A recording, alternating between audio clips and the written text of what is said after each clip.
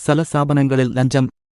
வரவர நமது நாட்டு முனிசிபாலிட்டிகளும் டிஸ்ட்ரிக்ட் போர்டுகளும் தாலுகா போர்டுகளும் மனிதர்கள் பதவியை அனுபவிக்க ஒரு சாதனமாய் இருப்பதோடல்லாமல் அதன் தலைவர்கள் பணம் சம்பாதிப்பதற்கும் ஒரு சாதனமாகிக் கொண்டு வருகிறது.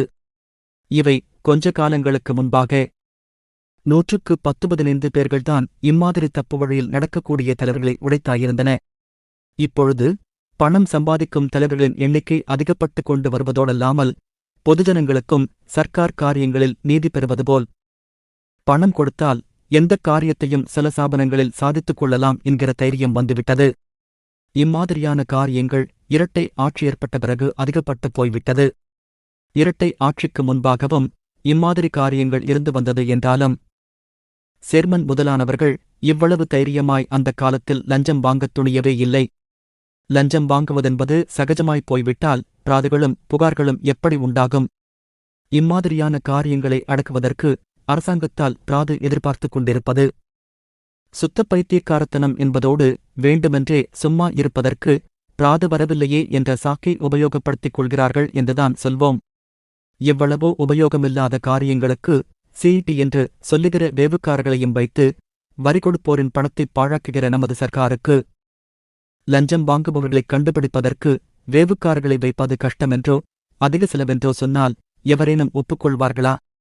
ஜனங்களெல்லாம் யோக்கியமாயிருப்பார்கள் என்று அரசாங்கத்தார் நினைப்பார்களானால் கோர்ட்டுகளும் நிர்வாகமும் தேவையே இல்லையே. சர்க்காரார் வேண்டுமானால் இது விஷயங்களுக்குச் சுலபமாக ஒரு பதில் சொல்லிவிட முடியும். என்னவென்றால் அப்படிப்பட்ட சேர்மன்களையோ பிரசிடெண்டுகளையோ அங்குள்ள கவுன்சிலர்கள் ஏன் தேர்ந்தெடுத்து நியமிக்கிறார்கள் என்று கேட்கலாம்.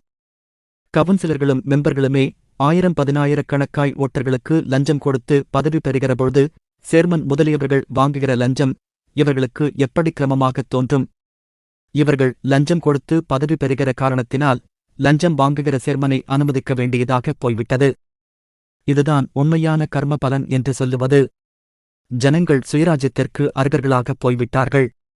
ஆதலால் சுயராஜ்யம் கொடுக்க வேண்டுமென்றும் பிரிட்டிஷார் ஒரு அதிகாரத்தைக் கூட தங்கள் கையில் வைத்துக் கொள்ளாமல் முழு சுதந்திரத்தையும் குடிகளுக்கே வழங்கிவிட வேண்டுமென்றும் கேட்டுக்கொண்டிருக்கும் இக்காலத்தில் கொஞ்ச லஞ்சம் கொடுத்திருப்பதாக சொல்லப்படும் குட்டி சுயாட்சி ஸ்தாபனங்களிலெல்லாம் இம்மாதிரி லஞ்சங்களும் ஒழுங்கீனமான காரியங்களும் தாண்டவமாடுவதானால் அதற்கு பொதுஜனங்களே உடந்தையாயும் இருப்பார்களானால் சுய ஆட்சிக்கு நாம் அருகதை உடையவர்கள் என்று சொல்லுவதற்கு என்ன ஆதாரம் இருக்கிறது?